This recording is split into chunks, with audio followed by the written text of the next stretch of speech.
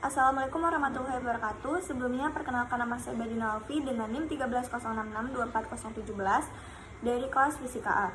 Nah, di sini saya akan membahas tentang analisis konsep medan listrik dalam fungsi charger di dalam kehidupan sehari-hari. Tapi sebelum masuk ke dalam situ, kita harus paham dulu nih konsep dari medan listrik tersebut itu apa.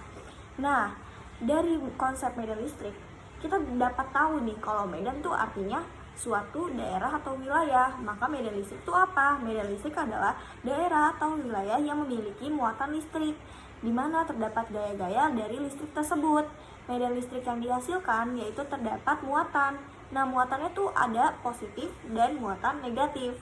Dari muatan ini kita dapat menganalisis gaya yang terjadi, apakah tarik-menarik atau tolak-menolak. Perlu dicatat bahwa listrik akan tetap hadir, tidak dipengaruhi oleh Q0 atau muatan ujinya. Jadi pada intinya adalah medan listrik adalah gaya listrik pada suatu daerah persatuan muatan uji yang ingin kita ketahui. Walaupun muatan uji tidak ada, tapi medan listrik tetap ada. Gimana sih maksudnya dari itu tersebut? Kenapa muatan ujinya itu tetap ada? Nanti saya bisa representasikan di dalam gambar sini ya. Nah, di situ walaupun muatan ujinya tuh nggak ada, tapi kan dari situ kita ada muatan sumbernya ya. Jadi walaupun muatan ujinya nggak ada, muatan sumbernya ada, berarti medan listriknya tuh tetap ada gitu. Selanjutnya kita masuk ke sifat utama dari si medan listrik tersebut. Oke, sifat utamanya pastinya adalah muatan positif. Kalau muatan positif, maka medan listriknya keluar secara radial atau tersusun berupa garis-garis. Sedangkan kalau negatif apa? Kalau negatif itu menuju. Semakin rapat garis-garis, maka semakin besar nilai dari medan listrik tersebut. Pada muatan Q ujinya harus kecil. Misal ada muatan Q sumber plus terhadap muatan uji. Misal muatan ujinya plus akan mengalami tolak-menolak, begitupun dengan negatif dan negatif. Namun gimana dengan jika muatan sumbernya plus dan muatan ujinya negatif? Yaitu akan tarik-menarik, begitu. Dari penjelasan tersebut kita dapat mengetahui cara medan listrik dihasilkan oleh kekuatan listrik, yaitu medan listrik dihasilkan oleh muatan listrik yang ada di daerah tersebut. Muatan listrik menghasilkan medan listrik dengan cara menciptakan gaya pada muatan lain. Misal, muatan positif akan menghasilkan medan listrik yang arahnya secara radial, sedangkan muatan negatif akan mengarah masuk atau menuju ke dalam muatan tersebut. Semakin kuat muatan listrik, maka semakin kuat pula medan listrik yang dihasilkan gitu. Selanjutnya, dari medan listrik tersebut mempengaruhi uji muatan dengan cara memberikan gaya yang mendorong muatan positif menjauh dari muatan positif lain dan menariknya ke muatan negatif. Begitu pula dengan muatan negatif, dia akan menarik muatan positif dan mendorong muatan negatif lainnya gitu. Nah, pada saat muatan Q sumbernya plus, sumber bertemu dengan muatan ujinya plus, maka medan listrik dan gayanya itu akan sejajar gitu. Nah, namun jika pada gayanya Q sumbernya plus dan Q muatan ujinya negatif, maka medan listrik efektornya dan arah gaya efektornya akan berlawanan arah. Ini maksudnya gimana sih? Di sini saya udah ada buat penjelasannya ya. Nanti saya akan gambar. Nah, maksudnya tuh gimana? Kan Q plus ke sana ya. Nah, terus ada Q0 nih, ada Q0 muatan ujinya. Nah, terus kan pasti kan dia akan tolak-menolak ya. Jadi dia akan selurus kayak gini gitu. Nah, itu si F gayanya ini sama arah medan listriknya ya akan sejajar. Kalau positif sama negatif, dia akan berlawanan arah karena si gayanya kan menolak ya ke sana arahnya gitu. Karena dia negatif gitu. Sedangkan pada positif kan dia arah gayanya ke sana dan medan listrik ke sana. Jadinya dia akan sejajar gitu. Nah, makanya pada positif dan negatif berlawanan arah karena F-nya ke sana, si E-nya ke sana begitu. Langsung kita masuk ke analisis cara kerja charger. Apa sih hubungannya dengan ini semua gitu.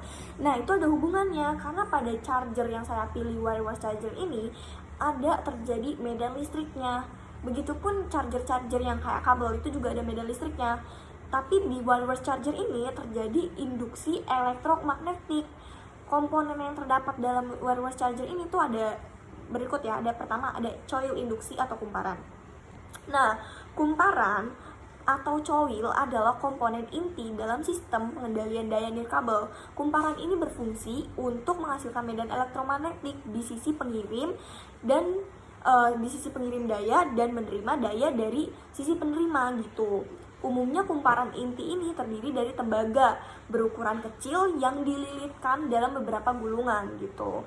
Kumparan pada pengisi daya dan perangkat harus berada pada jarak dan posisi yang ideal agar induksi elektromagnetik ini bisa terjadi dengan efisien. Desain kumparan ini sangat menentukan kecepatan dan efisien transfer daya, sehingga material, ukuran, dan jumlah lilitan kumparan menjadi perhatian dalam perancangannya gitu. Selanjutnya masuk ke sirkuit resonansi. Nah, sirkuit resonansi induktif ini diperlukan kenapa? Agar energi berpindah dari pengisi daya dan perangkat itu secara efisien. Sirkuit resonansi ini memungkinkan sistem menghasilkan frekuensi tertentu. Dalam frekuensi ini tuh terdapat 100 sampai 200 biasanya terdapat dalam frekuensi 100 sampai 200 kHz gitu untuk pengisian daya nirkabel pada perangkat tertentu. Nah, resonansi ini, sistem pengisian daya nirkabel ini akan meningkatkan efisiensi transfer energi karena resonansi membantu meminimalkan kehilangan energi. Karena kan pada saat itu ada energi-energi lain ya, jadi dia tuh membantu meminimalkan energi yang ditransfer dari kumparan ke pengirim ke kumparan penerimanya begitu. Selanjutnya masuk ke IC pengendali daya. IC pengendali daya atau Power Management IC PMC ini bertanggung jawab mengatur aliran daya yang diterima oleh perangkat. IC ini bertugas mengatur seberapa besar daya yang dialirkan gitu untuk mencegah kelebihan daya overcharging atau kekurangan daya undercharging. Jadi dia tuh mengatur daya yang diperlukan gitu. Terus pada pengisi daya nirkabel modern ini, IC sering dilengkapi dengan fitur komunikasi antara perangkat dan pengisi daya agar dapat mendeteksi apakah perangkat yang diisi kompatibel atau menentukan daya tertentu seperti pada standar KI gitu kan. Nah, selanjutnya ada komponen konversi daya. Dari komponen konversi daya ini, pengisian daya nirkabel membutuhkan komponen konversi daya yang dapat mengubah sinyal bolak-balik itu yaitu AC ya. Sedangkan sinyal searah itu adalah DC yang diperlukan oleh baterai perangkat. Komponen ini biasanya terdiri dari rectifier, penyearah, dan voltage regulator gitu. Rectifiers mengubah arus AC menjadi arus DC. Jadi dari arus sinyal bolak-balik ini menjadi arus DC searah gitu. Sementara voltage regulator mengubah tegangan agar stabil dan sesuai dengan kebutuhan perangkat yang diisi daya tersebut gitu. Selanjutnya ada komunikasi antara pengisi daya dalam perangkat. Nah, beberapa standar pengisian daya nirkabel seperti KI memiliki fitur komunikasi yang memungkinkan pengisi daya dan perangkat untuk saling bertukar informasi. Teknologi ini memungkinkan perangkat mengirimkan informasi tentang tingkat daya atau kondisi baterai kepada pengisi daya tersebut, sehingga pengisi daya bisa menyesuaikan output gitu dayanya secara dinamis, sehingga pengisi daya ini memiliki fitur komunikasi ini sangat penting dalam meningkatkan keamanan dan kecepatan pengisian serta menjaga agar tetap perangkat ini aman dari risiko panas berlebih atau kerusakan akibat pengisian yang terlebih. Selanjutnya ada material perisai atau shielding material. Untuk mengurangi gangguan medan elektromagnetik yang dapat mengganggu komponen lain dari sekitar perangkat ini, material perisai atau shielding material digunakan. Material ini tuh membantu mengarahkan medan elektromagnetik sehingga tidak menyebar keluar area pengisian daya. Material ini biasanya berupa lapisan logam atau bahan magnetik tertentu yang dapat mengarahkan medan elektromagnetik hanya pada area kumparan penerima dan pengirim. Selanjutnya masuk ke pendingin atau heatsink ya kan. Selama pada masa pengisian ini pasti HP dan pengisinya itu panas dong. Nah, diperlukan pendingin atau heatsink ini untuk mengurangi si panas tersebut gitu dan dapat menyerap dan menghilangkan panas. Pendingin yang baik akan menjaga suhu tetap dalam sistem batasnya tetap stabil dan dalam batas aman untuk memastikan bahwa proses ini berjalan secara efisien tanpa menimbulkan resiko kerusakan pada perangkat.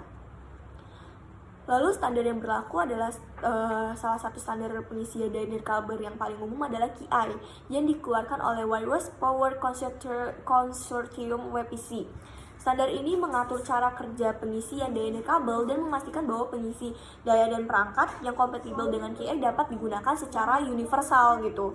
Konsep medan listrik dari yang tadi udah saya jelasin tuh apa? Ya ini memiliki sifat induksi elektromagnetik di mana medan listrik dan medan magnet bekerja sama untuk mentransfer energi tanpa kabel. Tapi kalau misalnya di charger yang biasa kabel-kabel itu ada nggak sih? Ya ada, dia ada konsep medan listriknya juga. Tapi kalau itu tuh di situ arusnya tuh dari kabelnya itu, dari kabelnya. Sedangkan pada wireless charger itu dia kan ditempel gitu. Jadi tuh medannya tuh langsung dari si ininya gitu. Lalu konsep medan listrik ini memiliki sifat induksi elektromagnetik di mana medan listrik dan medan magnet bekerja sama mentransfer energi tanpa kabel. Dalam wireless charger ada kumparan pengirim di dalam charger yang menghasilkan medan listrik dan magnetik bolak-balik ketika dialiri arus listrik. Medan listrik ini terbentuk dari sekitar kumparan pengirim dan meluas ke kumparan penerima di dalam perangkat, misalnya yaitu handphone yang ditaruh di wireless charger gitu. Medan listrik di sini lebih kompleks karena berubah-ubah seiring waktu, berbeda dengan kabel yang lebih statis. Nah, di sini dapat diimplementasikan dengan gambar tersebut bahwa si transmitternya, pemancarnya dan penerimanya itu saling berhubungan dan dapat medan listriknya dari situ. Terus dari sini kita dapat mengevaluasi apa sih? Yaitu ini, pada penggunaan wireless charger memiliki kelebihan yang tidak diperlukan dari kabel lain. Kan kalau kabel itu kan tetap ada medan listriknya ya, cuman kan dia itu kan kabel, jadi nggak efisien dan nggak mudah untuk dibawa-bawa kemana-mana. Sedangkan kalau wireless charger tuh lebih mudah dibawa kemana-mana dan resiko kerusakan kabelnya tuh minim, dan desainnya tuh juga lebih ramping, minimalis, dan memudahkan untuk dibawa kemana-mana. Keamanannya pun juga lebih terjaga ya, karena kan mengurangi resiko konsleting gitu kan. Kalau pada kabel tuh lebih sering konsleting gitu. Namun juga terdapat kekurangan dalam penggunaan wireless charger tersebut, yaitu efisien yang lebih rendah dibandingkan dengan charger kabel atau USB, sehingga memerlukan waktu yang lebih lama untuk mengisi baterai. Kenapa? Karena ya sebagian energi tuh hilang dalam bentuk radiasi elektromagnetik selama transfer melalui medan listrik. Kekurangan lainnya adalah jarak terbatas gitu. Sedangkan kan kalau di kabel yang biasanya kita charger biasa itu, dia kan langsung arusnya tuh nerima gitu kan. Jadi kalau kabelnya seberapa panjang pun bisa gitu. Sedangkan kalau wireless charger tuh harus dekat gitu. Kekurangannya yaitu jaraknya terbatas, dan efektivitas medan listrik biasanya berkurang seiring meningkatnya jarak antara transmitter dan receiver, sehingga pengisian hanya efektif jika keduanya berada dalam jarak yang cukup dekat. Nah, selanjutnya perbandingan antara wireless charger dengan charger lainnya, yaitu charger yang standar atau charger kabel yang cepat itu memiliki efisien yang lebih baik karena transmisi daya langsung tanpa adanya konversi medan elektromagnetik yang merugikan. Wireless charger biasanya lebih rendah efisiennya karena sebagian besar energinya hilang saat konversi si medan listrik tersebut. Jadi di situ tuh ada kekurangan dan kelebihannya masing-masing ya. Jadi kalau misalnya kekurangannya ya dari jaraknya tersebut, dia tuh kan kalau kabel yang biasa tuh jaraknya mau sepanjang apapun dia tetap ada jaraknya kan. Sedangkan kalau wireless charger itu harus berada dalam jarak yang dekatan agar efisiennya dalam transmisi dayanya ini efisien gitu. Selanjutnya biasanya charger cepat memiliki keunggulan karena kecepatan arus yang lebih besar digunakan. Wireless charger umumnya lebih lambat dalam mentransfer daya yang dipengaruhi oleh jarak dan orientasi perangkat. Nah, inovasi yang dapat dikembangkan dari ini adalah yaitu peningkatan koil pengisian receiver dan transmitter dengan memperbesar area medan listrik dan meningkatkan efisien transfer daya sehingga meningkatkan efisien pengisian dan mengurangi energi yang terbuang. Selanjutnya dengan medan yang terfokus, jika suatu medan dari wireless charger diberikan desain dengan antena atau perfokusan medan elektromagnetik akan meminimalkan penyebaran energi ke area yang tidak diperlukan gitu. Kurangnya lebihnya mohon maaf. Wassalamualaikum warahmatullahi wabarakatuh.